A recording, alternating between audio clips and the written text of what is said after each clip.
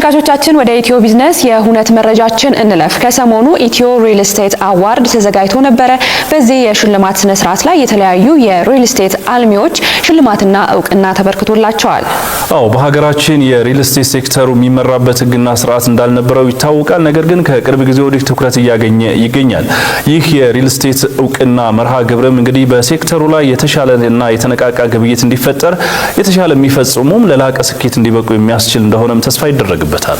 ኢትዮ ቢዝነስም በዚህ ሁነት ላይ ታድሞ ነበር። አጠቃላይ የሽልማት ስነ ስርዓቱ ምን ይመስል ነበር የሚለውን ተከታትለን እንመለስ። ጤና ይስጥልን ክቡራትና ክቡራን፣ እንዴት አላችሁ? በዛሬ ኢትዮ ቢዝነስ ፕሮግራማችን እዚህ ኢትዮ ሪል ስቴት አዋርድ ላይ እንገኛለን። ኢትዮጵያዊ ቤት አልሚዎች እውቅና ይሰጣቸዋል፣ ሽልማት ይበረከትላቸዋል። በተለይም ደግሞ በኢትዮጵያ የሪል ስቴት ሴክተር ላይ ጤናማ የግብይት ሂደት እንዲኖርና ኢትዮጵያዊ የቤት አልሚዎችም የተሻለ ደረጃ ላይ እንዲደርሱ የትኞቹ ድርጅቶች እውቅና ተሰጣቸው፣ በምን አይነት ዘርፍስ ተመዝነው ሽልማት ተበረከተላቸው የሚሉትና አጠቃላይ የኢትዮ ሪል ስቴት አዋርድን ስነ ስርዓት በተመለከተ እናደርሳችኋለን።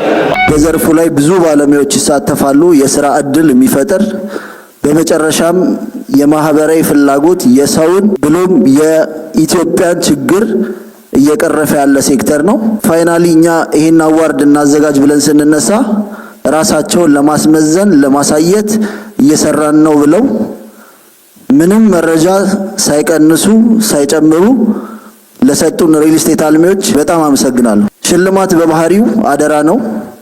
ሽልማት ለነገ ተስፋ ነው። ይህንን አደራ ከናንተ ጋር ሆነን አብረን ስለምንቀበል እኛም ስለምንተማመንባችሁ ደስ ይለናል።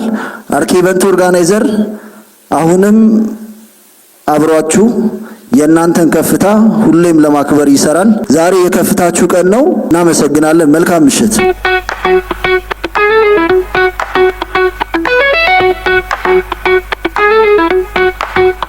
እንግዲህ ድርጅታችን ቴምር ፕሮፐርቲስ ነው የሚባለው። በዘርፉ ላይ በሪል ስቴት ዘርፉ ላይ ረጅም ዓመት ልምድንና እውቀትን ባካበየ ትልቅ ድርጅት ነው። ተመጣጣኝ ዋጋ ባላቸውና ስታንዳርድ በጠበቁ አፓርትመንት ቤቶቻችን ላይ በነበረን ፍሬያማ ጊዜ አዋርዱን ማሸነፍ ችለናል ማለት ነው። በጣም